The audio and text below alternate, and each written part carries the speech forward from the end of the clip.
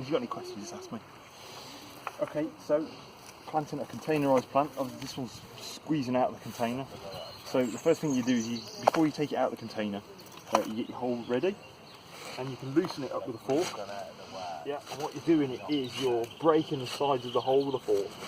Rather than if you use a spade or a trowel, you're smearing it. You see how you're smearing that, and that's a barrier that will stop the roots from going out.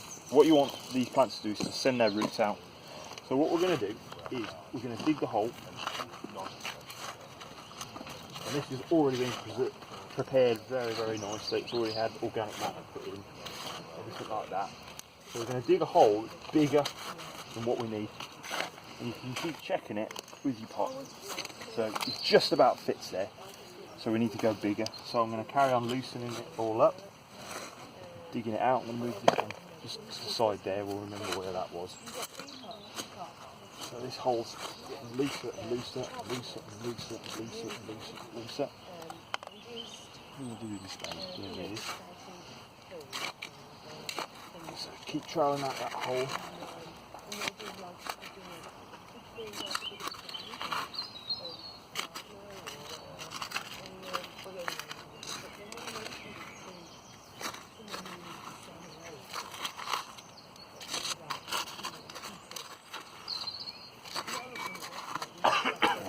So there we go. Roughly got a couple of fingers, you can get all the way around. It's a bit deeper as well.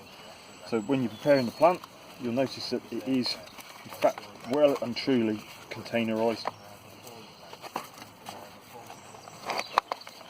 You can see it's taking the shape of the pot. We've got an issue with a little nettle, so we'll get him out.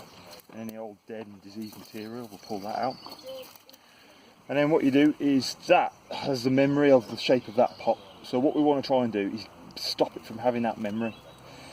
So we squeeze and tease the roots so that they start to go out of shape. So it stops being the shape of what the pot was in, and then they'll start to send roots out.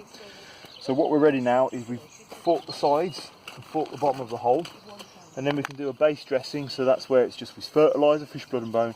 You put a bit of that in the bottom, but always make sure you mix it in, because if it has direct contact with the roots it will burn them.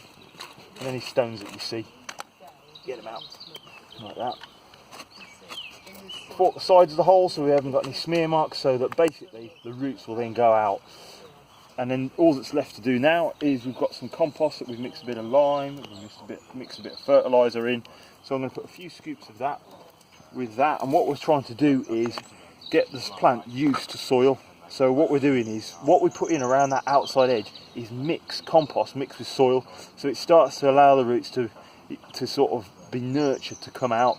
If you put it straight into soil, a lot of plants tend to they're being used to that compost, they're being spoilt, so what they tend to do is they get used to that soil, that compost, and they don't get used to soil and they get stunted.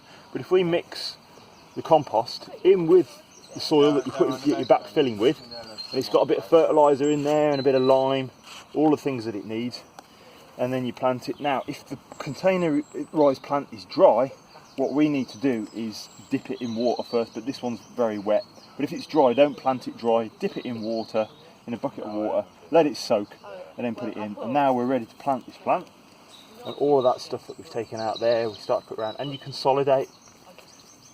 So each layer that you put in, you keep consolidating around like that, you keep consolidating in like that, so that eventually that plant is then done. It's in position now. The soil is nice and loose. And now, there, and that plant is now planted. The end. Is it, John, is it Red. just